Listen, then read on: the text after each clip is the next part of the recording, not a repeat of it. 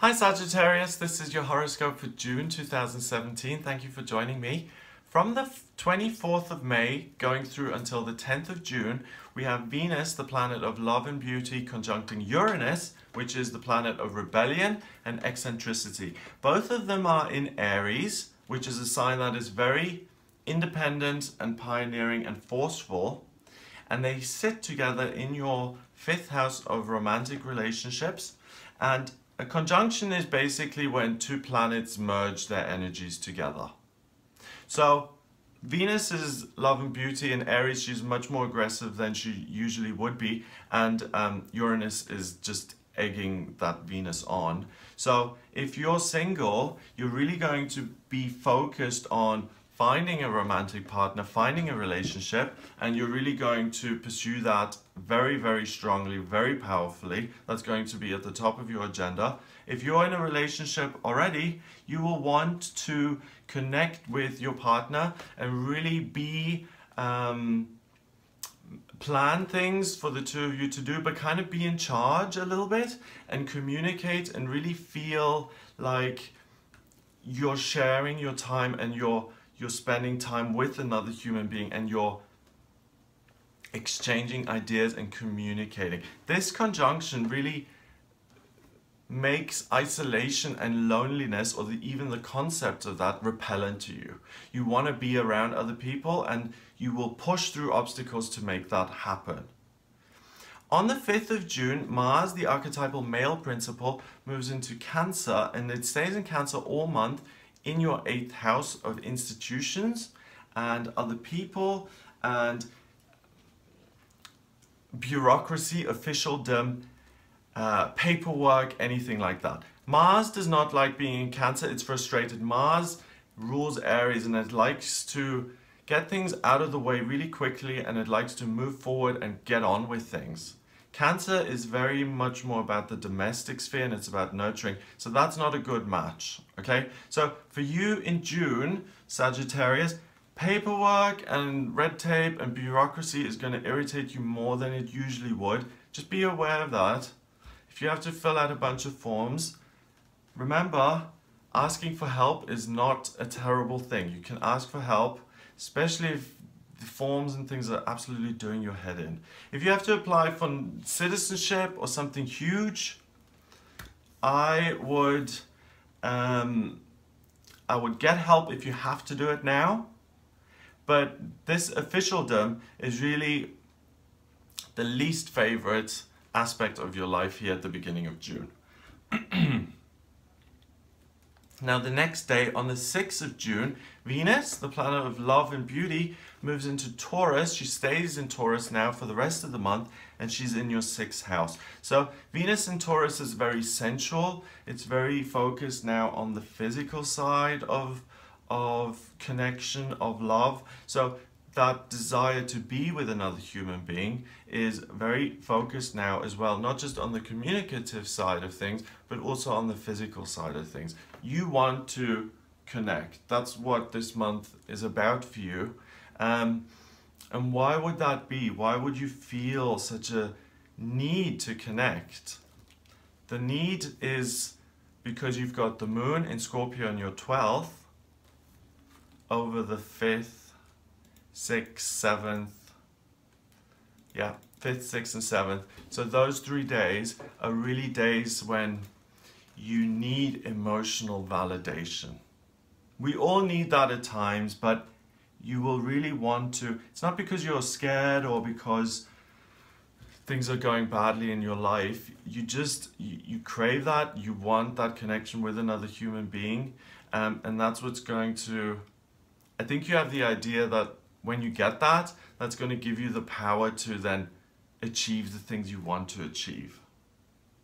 But that's faulty. You've got the sun and your midheaven in Gemini in your 7th house. You're really in a good place. There's nothing wrong with you.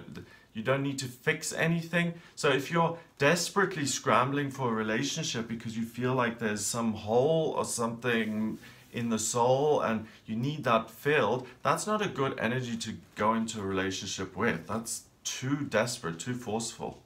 So what I would suggest is, If you feel that way, and it's almost like a compulsion, then you need to work with that first. And the best way to work with that and to let go of it is to meditate, or to engage with some other spiritual practice that connects you with a power greater than yourself, the Creator, the universe, God, and that you feel that love, so that you're already getting that, so that you don't need to feel so desperate and like crazed in finding a partner, because there's a sense of urgency here that will make you get into a relationship which under normal circumstances you wouldn't get into. And when things are rushed like this, and when things are this complicated, this is not the best footing to start a relationship, I would say. Because you're not really interested in the other person, it's really about meeting your needs and self-gratification. On the 7th of June until the 21st of June, we've got Mercury going into Gemini. Mercury is a communication planet, it loves being in Gemini, and that's in your 7th, next to your midheaven and your sun. So your relationships when it comes to work and family and colleagues and friends, those are all really great. Where you're a little bit too much is the romantic side. So if you can calm that down by doing the meditation, you can really progress in your romantic life. It's just if it's too much and you come across as you know, overbearing or needy, that's not going to work for you, so you need to take care of that first. That's the challenge, and once you meet that challenge, you can enjoy the blessings of what's going to happen here in your romantic life. And with Mercury moving into Gemini on the 7th, that's the first step in the right direction, because Mercury in Gemini means you come across very well. Other people will want to communicate with you, and they like hearing what you've got to say. Okay, so that lasts until the 21st of June. On the 9th of June, we've got the full moon in Sagittarius. I'm going to make a separate video on the full moon and the new moon. I always do that because they are quite complex, and I go into more detail about the full moon. But this one happens for you, Sagittarius, in your first house in your sign. Okay, so this is a respite from this irritation that you've had. It's a feeling of, I'm comfortable in my own skin, I can relax. Oh, I don't need to chase and run around and look for things to complete me. I'm okay. So around the 8th, 9th and 10th, you'll feel a kind of a respite, and those are great days to date, because you won't feel crazed and manic to find someone else. On the 16th of June, going through until the 22nd of November, so pretty much the rest of the year, we've got Neptune going retrograde. Neptune is the dream planet of aspirations and intuition, imagination as well, and it's in Pisces in your 4th house. It creates bliss in your family life. That is a huge blessing here that you've got this month, that your family relationships are really going to nurture you, they're really going to work, and they're really going to be fulfilling. Now, Neptune goes retrograde. Neptune is a passive planet because it receives information in. So when it goes retrograde, it appears to be going backwards. It's even more passive.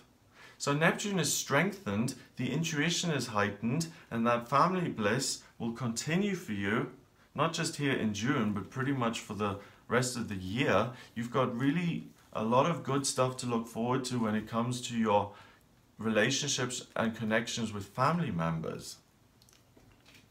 So remember, you also want to have a romantic partner. If you're single, take care of the kind of this overbearing energy, and it's very likely that you can meet someone who then the relationship develops to the extent that that person can become your family, because they become your wife or your husband, or you see. Also on the 16th, going through until the 5th of July, Mars begins to trine Neptune. And Mars is that frustration with red tape. And what's going to serve now with this connection over these 2 weeks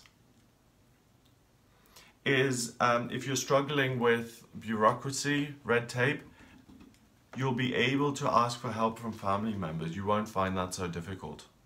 Because you've given a lot of yourself, you won't feel guilty about asking for help, which sometimes you do. Because you feel like you should do things independently. So if you are struggling with some, anything official, any officialdom, and it's really causing you grief, don't be afraid to ask for help. If you are afraid to ask for help in general, it'll get easier for you from the 16th of June until the 5th of July. Now on the 21st of June, going through until the 6th of July, we have Mercury, the communication planet, now going into Cancer. So the distaste for bureaucracy becomes an emotional thing now. So it's really important that you do ask for help, because dealing with it by yourself is going to bring the emotions into it, and you may feel overwhelmed. I don't know why that's the case. Maybe it's to prevent you from selling a house, or you're not meant to move right now and you're meant to stay with family. I mean, we have to read between the lines here. There may be a reason why you're focused more on family and why you don't like all that official stuff, because maybe someone in your family needs you, or maybe you're meant to stay put for now. We don't have all the answers, but you certainly are not being blessed and supported when it comes to officialdom this month. The astrology is working against you in that sense. So try and minimize that, obviously. That lasts until the 6th of July, and then on the 24th of June, we have the new moon in Cancer. And the new moon in Cancer happens again in your 8th house, and it just takes this emotional thing with bureaucracy and officialdom to the nth degree now. And if you are going to flip, and if you are going to have an anger issue about it and throw all the forms out the window, this is when it'll happen, on the 24th. So you need help doing that kind of stuff this month. There's no shame in it. Different people like different things. Some people really hate filling in forms, and some people like it. So get someone to help you, because whether you hate it or like it, this month you're going to be on the dislike side anyway. And it's just the way the astrology is set up. Jupiter is in your 11th, that's the lucky planet and your chart ruler. So what does work really well is your relationships. All your relationships. So draw on relationships, and around the full moon, remember not to be too much. And if you're single, focus on even bringing new relationships in your life. Those are the blessings of the month, not paperwork.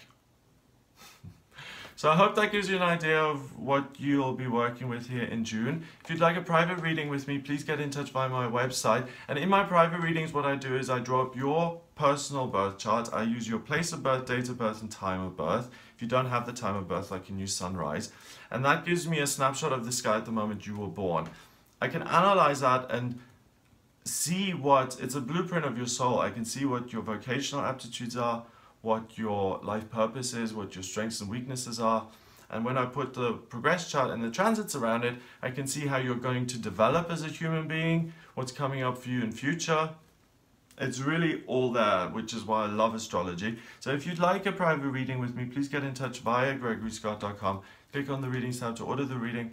Please remember to subscribe to this channel. If you like my videos, it's really easy to just click that subscribe button. It makes such a huge difference to me. So if you do want to support me, please do subscribe. And I will speak to you next month for the Sagittarius forecast for July. So have a great month, and I'll speak to you in July.